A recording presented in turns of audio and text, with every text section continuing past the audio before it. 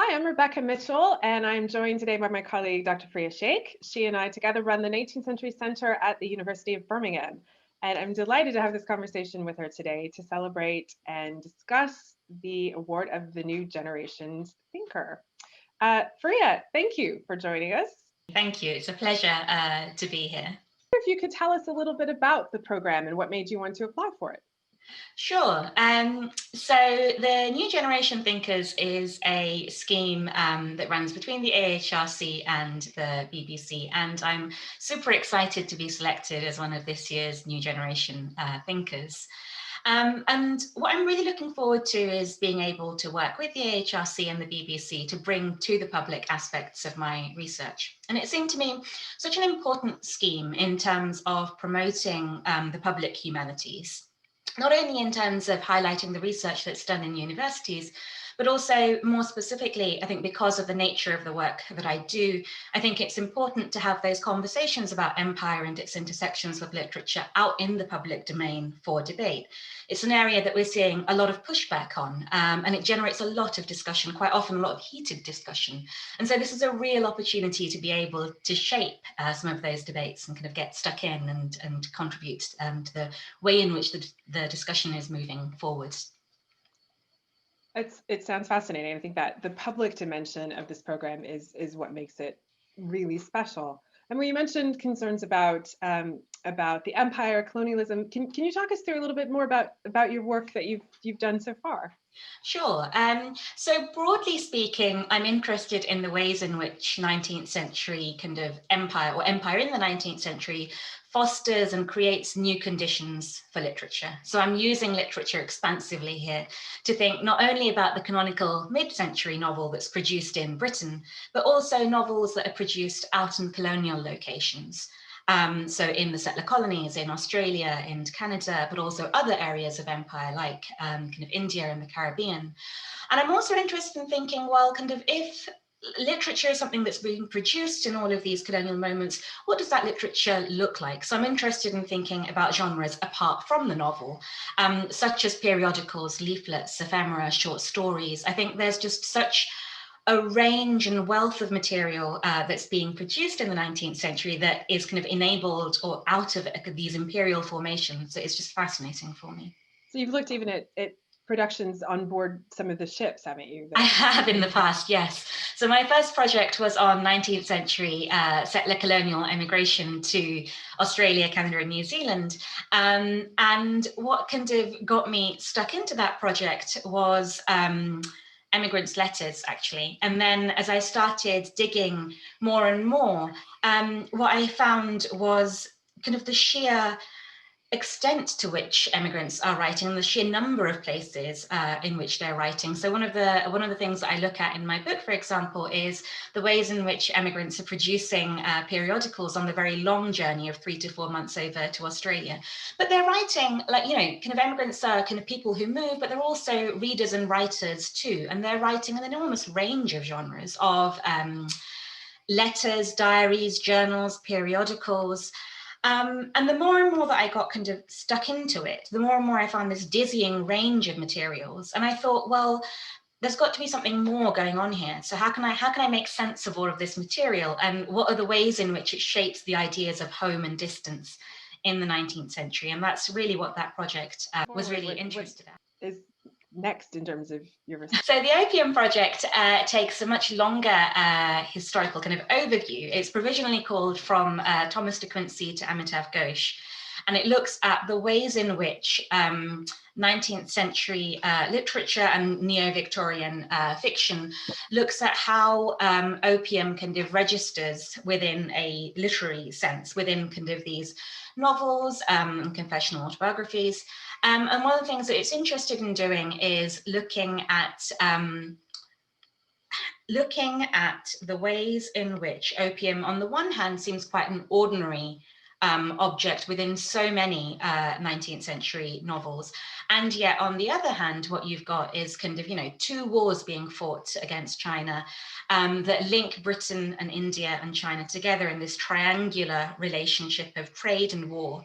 And what I'm interested in doing in this second project is bringing to the fore our readings of imperial violence, of kind of a different trade triangle that's going on in the 19th century, and recalibrating how we read opium into how we read, recalibrating how we read the seeming ordinariness of so much of opium in 19th century literature, and foregrounding the geopolitical resonances of it. And is that then the connection to the settler migration project? So there are two things that kind of connect the opium and the settler migration project. I think the first is the seeming kind of prevalence and ordinariness of both the texts of immigration literature, and the seeming ordinariness in which opium keeps on cropping up in so many 19th century novels. You've got Silas Marner, you've got Picture of Dorian Gray, you've got Edwin Drood, you've got so many novels that kind of register the ordinariness of opium. And one thing that struck me when I was looking at the immigration letters, or the immigrants' letters, is that the seeming ordinariness of it, right? Kind of there are these people kind of moving over, making new homes abroad. They're writing back to their families in Britain and Ireland, talking about how much they miss their family. Can they send some lace? Can they send some seeds? And on the one hand, you've got this complete ordinariness of the letter that is also kind of one of the important functions of the letter, is that it's a text of kind of colonial dispossession. And I think that tension there is something I'm really interested in kind of carrying through and exploring in the opium project, of kind of how do we balance the ordinariness of opium alongside of the kind of imperial tensions and kind of imperial violence that underpins it in this moment. The other thing that I'm interested in is that opium, one of the things I hope to get stuck into in the opium project is thinking about the ways in which opium kind of creates these new conditions for migration. So you've got kind of the migration of laborers from India to Mauritius, for example. You've got the migration of kind of soldiers as kind of Britain kind of gears up for war. You've got the migration of kind of actual opium that's grown in India and then kind of shipped down the Ganges and then smuggled up into China at the Pearl River. So I think those kind of two things about the mobility of people and trade and goods and things, as well as the ordinariness of what we're looking at, and juxtaposing that with the violence that it underpins, are the two things that link these two projects together. That's fascinating. It really is casting something that we do encounter so frequently in texts, and the fiction especially, with the lived experience of people in the time. Sure. So how do you see your projects in particular engaging with maybe the bigger interventions that you feel are necessary in the field, in 19th century studies, or in literary studies even? Sure. So I think one of the most exciting things that we're seeing at the moment is thinking about the very boundaries and formations of what constitute Victorian studies. And I think the way in which the conversation is moving forward in terms of, well, how do we undo some of the traditional kind of ways of thinking about the field? I think we see more and more people engaging with this question of how we undo the formations of the field. So how do we kind of do Victorian studies in a way that takes into account voices that might not traditionally have been taken into account? So voices of people who are kind of colour, voices of people who may have a different sexual orientation than we kind of typically identify as being kind of, the mid-Victorian kind of values. And I think all of those kind of questions about, well, what does Victorian studies look like if we bring in other texts written by kind of other people into the conversation, is something that the Migration Project, and I'm hoping that the Opium Project, will speak to and kind of take part in that debate a little bit more. One of the things that I'm interested in really hoping to do is continuing my interest in, well, where else is kind of literature fostered and kind of written outside of Britain in these kind of moments of where opium is generated. So kind of, where are the short stories in Calcutta, for example, that are kind of being written about, that are writing about opium, and what are the texts that travel writing in China kind of relates to. So thinking about not just opium as a commodity, kind of linking these three countries together, but also what are the literary formations that link these countries together.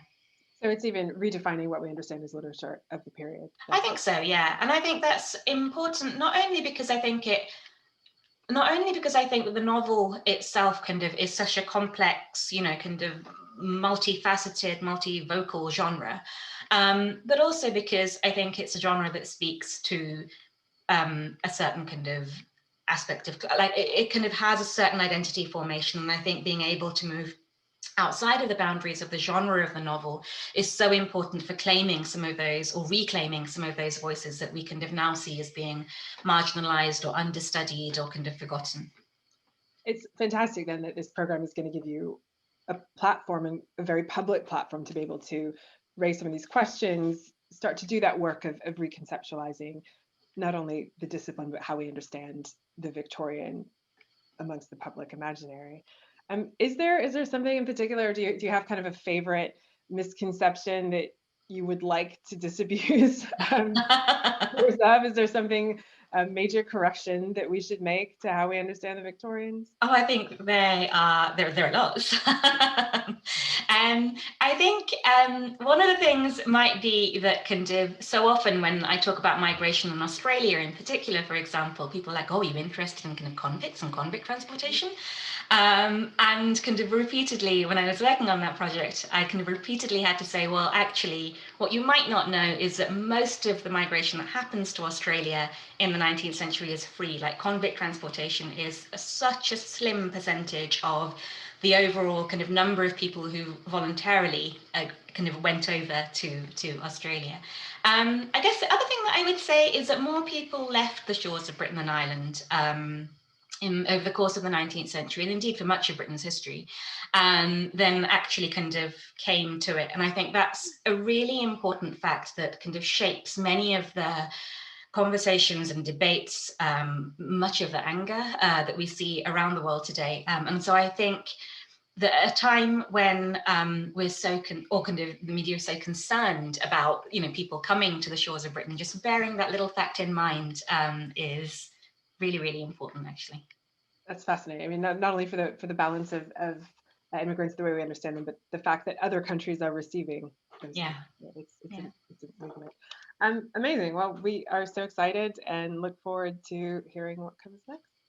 Thank you, and thank you once again. I'm super excited to be able to make these programs and just get a bit more of the 19th century out in the world.